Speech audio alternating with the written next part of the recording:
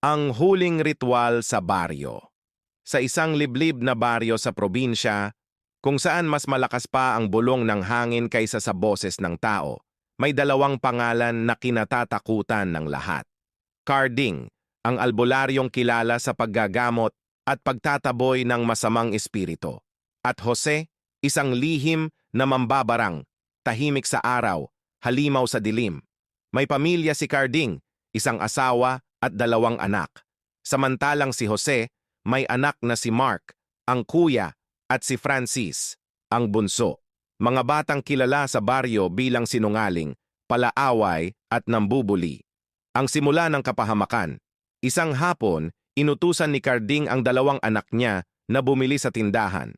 Malayo iyon, kailangang tumawid ng masukal na daan at bakanteng palayan.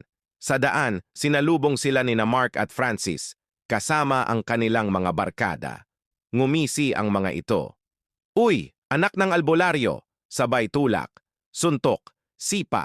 Walang nagawa ang dalawang magkapatid kundi umiyak. Luhaan silang umuwi, nanginginig, sugatan, takot, ang babala ng matanda.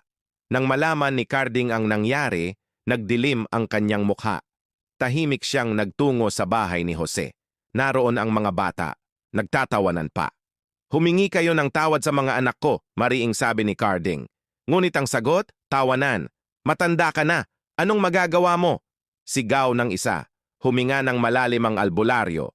"At kung hindi kayo titigil, tuturuan ko kayo ng leksyon." Muli, tawa. Ang ritual. Dahan-dahang yumuko si Carding. Bumulong ng orasyon. Dinampot ang maliit na sisidlan sa bulsa. Makalipas ang ilang segundo, "Aray! Masakit yan ko! Ulo ko! Nahihilo ako!" Nagkagulo ang mga bata.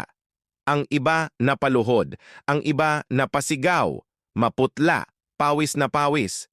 "Kung hindi pa kayo titigil," malamig na sabi ni Carding, "hindi lang yan ang mararamdaman ninyo." At umalis siya, kasama ang kanyang mga anak. Galit ng isang ama. Pag-uwi ng mga bata, sinalubong sila ni Jose. Nang marinig ang nangyari, kumulo ang dugo niya. Pinuntahan niya si Carding. "Babawi ako," pabulong na banta ni Jose. "Hindi ko palalampasin to, hintayin mo." Ang barangan sa gitna ng dilim. Pagsapit ng gabi, nagsimula ang sumpa. Biglang nilagnat ang pamilya ni Carding. May mga aninong gumagapang sa dingding. May mga tinig na pabulong sa ilalim ng sahig. Alam ni Carding, sinimulan na ni Jose ang barang. Gumanti ang albularyo. Orasyon laban sa sumpa. Dasal laban sa kadiliman, ngunit mas malakas si Jose. Mas madilim, mas uhaw sa dugo. Ang huling pagtataya. Nang halos hindi nakayanin ni Carding, lumapit siya sa isang nilalang na matagal na niyang iniiwasan. Isang aswang na mambabarang si Estor. Sa gitna ng kagubatan, sa ilalim ng pulang buwan, nakipagkasundo si Carding.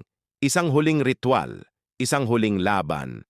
Ang pagbagsak ni Jose. Sa bahay ni Jose, biglang umalingaw-ngaw ang sigaw. Dugo ang tumulo sa ilong niya. Bumigat ang katawan. Nanlamig ang paligid. Nakita niya ang anyo ni Estor sa dilim at si Carding nakatayo, hawak ang orasyon. Isang sigaw pa at bumagsak si Jose. Talo. Walang buhay. Ang katahimikan pagkatapos ng dilim. Kinabukasan, tahimik ang baryo. Walang ibon, walang hangin. Buhay ang pamilya ni Carding, ngunit may kapalit ang lahat ng kasunduan. At hanggang ngayon, kapag gabi na sa baryo, may mga nagsasabing may nakikitang anino sa gubat. Hindi raw si Jose, hindi rin si Carding, kundi ang utang na kailanman ay hindi nababayaran.